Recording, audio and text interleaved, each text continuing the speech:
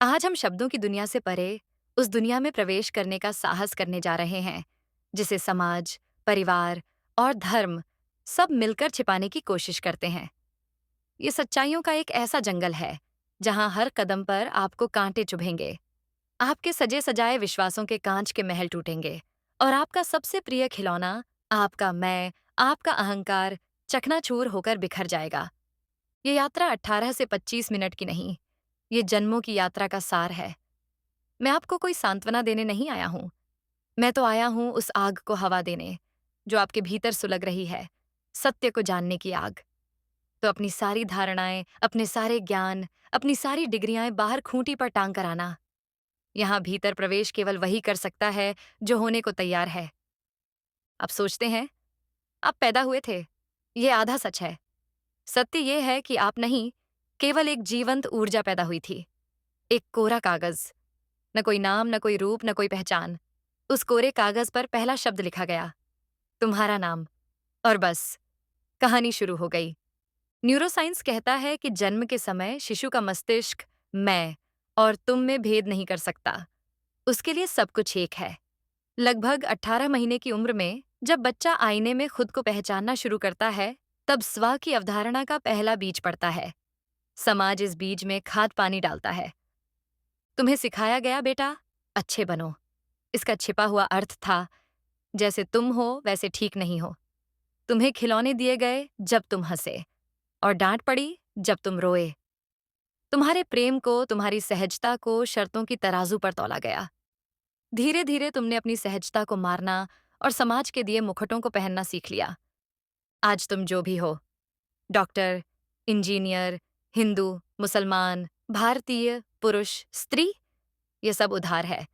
ये समाज का दिया हुआ कचरा है जिसे तुमने अपनी तिजोरी में हीरे जवाहरात समझकर सहेज रखा है। तुम्हारा तथाकथित व्यक्तित्व तुम्हारा है ही नहीं, वो एक भीड़ की प्रतिध्वनि है। तुम्हें सिखाया गया कि जीवन एक दौड़ है, तुम्हें सफल होना है। ये इस सदी का सबसे बड़ा षड्यंत्र है। इसे हेडोनिक ट्रेडमिल कहते हैं। इंसान की खुशी एक ट्रेडमिल की तरह है। तुम सफलता की ओर जितना भी दौड़ो, तुम्हारी खुशी की रेखा वहीं की वहीं रहती है।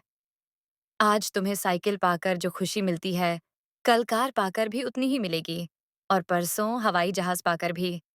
वस्तुएं बदल जाएंगी, पर भीतर की रिक्ति, भीतर का खालीपन ज्यों का त्यों रहेगा। दुनिया के शीर्ष सीईओस पर हुए अध्ययनों से पता चलता है कि उनमें एंग्जाइटी, डिप्रेशन और रिश्तों के टूटने की दर आम लोगों से कहीं ज्यादा है। वे दुनिया की चोटी पर पहुंचकर पाते हैं कि वहां शांति नहीं, केवल बर्फीला अकेलापन है। 90% लॉटरी विजेता 5 साल के भीतर वापस कंगाली की हालत में आ जाते हैं, क्योंकि धन बाहर की चीज है और समृद्धि भीतर का गुण।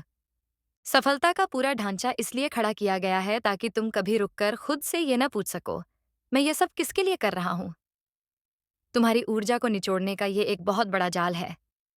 जिस दिन तुम इस दौड़ से बाहर निकल कर बैठ जाओगे, उसी दिन तुम पाओगे कि असली खजाना तो तुम्हारे भीतर था, जिसे तुम बाहर की कंकड़ियों में खोज रहे थे। तुम कहते हो, मैं प्रेम करता हूं। जरा इस वाक्य को दोबारा देखो। इसमें मैं पहले आता है, प्रेम बाद में। यही सारा खेल है। जिसे तुम प्रेम कहते हो, वो अक्सर अटैचमेंट या आसक्ति होती है। प्रेम मुक्त करता है, आसक्ति बांधती है। तुम्हारा प्रेम एक सौदा है। मैं तुमसे प्रेम करूंगा यदि तुम मेरी अपेक्षाएं पूरी करो, यदि तुम मुझे अच्छा महसूस कराओ। जैसे ही दूसरा व्यक्ति अपनी सहजता में जीता है, तुम्हारी अपेक्षाएं टूटती हैं और तुम कहते हो, उसने मुझे धोखा दिया। उसने धोखा नहीं दिया, उसने केवल तुम्हारे अहंकार के आईने पर जमी धूल को साफ कर दिया है। तुम्हारे अधिकांश रिश्ते सहनिर्भरता पर आधारित हैं। दो डरे हुए, अकेले लोग एक दूसरे का हाथ पकड़कर ये भ्रम पैदा करने की कोशिश करते हैं कि वे अकेले नहीं हैं। ये प्रेम नहीं, ये दो भिखारियों का आपसी समझौता है। सच्चा प्रेम केवल वही व्यक्ति कर सकता है जो अपने आप में आनंदित है, जिसे किसी दूसरे की जरूरत नहीं है। प्रेम का अर्थ है अपनी ऊर्जा किसी पर बरसाना, बिना किसी शर्त, बिना किसी वापसी की मांग के। जैसे फूल अपनी सुगंध बिखेरता है, वो ये नहीं पूछता कि कौन ले रहा है। जैसे बादल बरसता है, वो ये नहीं देखता कि नीचे चट्टान है या खेत।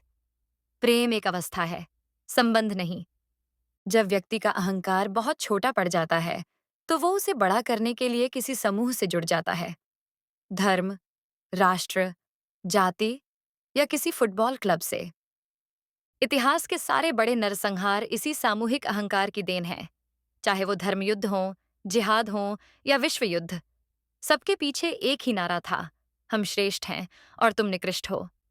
एक अकेला जर्मन शायद एक यहूदी को न मारता, पर लाखों जर्मनों की भीड़ ने लाखों यहूदियों को मार डाला। भीड़ में व्यक्ति की अपनी चेतना खो जाती है, उसकी व्यक्तिगत जिम्मेदारी समाप्त हो जाती है। वो जो कुछ भी करता है उसकी जिम्मेदारी भीड़ की होती है। इसीलिए जो काम एक व्यक्ति अकेले में करने से डरता है, वही काम वो भीड़ में बड़ी आसानी से कर लेता है। जब तुम कहते हो मेरा देश महान, तो तुम अपनी महानता का दावा कर रहे होते हो, जिसे तुमने देश के पर्दे के पीछे छिपा दिया है। तुम्हारा राष्ट्रवाद, तुम्हारा धार्मिक कट्टरपंथ, यह सब तुम्हारी हीनता को छिपाने का एक उपाय है। तुम भीतर से इतने खाली हो कि तुम्हें इन बड़े बड़े लेबलों का सहारा लेना पड़ता है। तुम जीवन भर जिस एक सत्य से भागते हो, वो है मृत्यु, और वही एकमात्र सत्य है। तुम्हारा यह शरीर, जिस पर तुम इतना गुमान करते हो, हर पल मर रहा है। कोशिकाएं मर रही हैं, नई बन रही हैं। ये एक सतत प्रवाह है। बुढ़ापा कोई घटना नहीं, ये एक प्रक्रिया है जो जन्म के साथ ही शुरू हो जाती है। तुम एक मोमबत्ती की तरह हो, जो जल भी रही है और गल भी रही है। अहंकार का सबसे बड़ा भय है मिट जाने का भय। इसीलिए वो अमर होना चाहता है, यश के द्वारा, धन के द्वारा, संतान के द्वारा, स्मारक के द्वारा। वो चाहता है कि उसके जाने के बाद भी उसका नाम जिंदा रहे। मिस्र के फिरौनों ने विशाल पिरामिड बनवाए, पर आज कोई उन्हें याद नहीं करता। समय की आंधी सब कुछ उड़ा ले जाती है। मृत्यु जीवन का अंत नहीं है, वो अहंकार का अंत है। वो तुमसे वो सब कुछ छीन लेती है जो तुम नहीं हो। तुम्हारा नाम, तुम्हारा शरीर, तुम्हारी पहचान, तुम्हारी दौलत। और जब सब कुछ छिन जाता है, तब केवल वही बचता है जो तुम वास्तव में हो, एक शुद्ध साक्षी, एक निराकार चेतना। इसीलिए ज्ञानी मृत्यु से डरता नहीं, वो उसका उत्सव मनाता है। ये देह के कारागार से मुक्ति का क्षण है। तो क्या करें? क्या ये सब जानकर निराश हो जाए? नहीं, ये जानना पहला कदम है। ये निदान है। अब उपचार की बात करते हैं। दिन में जब भी याद आए, बस 2 मिनट के लिए रुक जाओ। कुछ करना नहीं है। जो हो रहा है उसे होने दो। सड़क पर गाड़ियां चल रही हैं, देखो। मन में विचार चल रहे हैं, उन्हें भी देखो। शरीर में कोई सनसनी हो रही है, उसे भी देखो। कर्ता मत बनो, केवल दृष्टा बनो। जैसे जैसे ये देखने की क्षमता गहरी होगी, तुम पाओगे कि तुम शरीर नहीं हो, तुम मन नहीं हो। तुम वो हो जो इन दोनों को देख रहा है। यही ध्यान की शुरुआत है। तुमसे कहा गया, क्रोध बुरा है, काम वासना बुरी है, और तुम उनसे लड़ने लगे। कृष्ण कहते हैं, जो अपनी ही ऊर्जा से लड़ता है, वो मूर्ख है। ऊर्जा न तो अच्छी होती है, न बुरी। ऊर्जा केवल ऊर्जा है। तुम उसे रूपांतरित कर सकते हो, लड़कर नष्ट नहीं कर सकते। अपने भीतर के हर भाव को, हर विचार को स्वीकार करो, बिना किसी निर्णय के। जिस दिन तुम अपने क्रोध को, अपनी काम वासना को, अपने भय को पूरी तरह स्वीकार कर लोगे, उसी दिन उनके रूपांतरण का द्वार खुल जाएगा। अहंकार हमेशा गंभीर होता है, उसमें हास्य की कोई जगह नहीं। अपने ऊपर हंसना सीखो, अपनी मूर्खताओं पर, अपनी तथाकथित सफलताओं पर, अपनी गंभीरताओं पर। जब भी मन कहे, मैं बहुत खास हूं, एक जोर का ठहाका लगाओ। हंसी अहंकार को तोड़ने का सबसे शक्तिशाली शस्त्र है। अहंकार कहता है, मैं कुछ हूं। सत्य कहता है, मैं कुछ भी नहीं। और जहां कुछ भी नहीं है, वहीं सब कुछ होने की संभावना है। बीज जब तक बीज है, तब तक सीमित है। जब वो मिट्टी में गलकर कुछ भी नहीं हो जाता है, तभी वो विराट वृक्ष बनता है। तो मैं तुम्हें उस कुछ भी नहीं होने का निमंत्रण देता हूं। ये भयभीत करता है, पर यही एकमात्र मुक्ति है। अब धीरे धीरे अपनी आंखें खोल सकते हैं। बाहर की दुनिया वही है, पर शायद तुम्हारे भीतर कुछ बदल गया हो। इस बदली हुई दृष्टि को दिन भर संभाल कर रखना।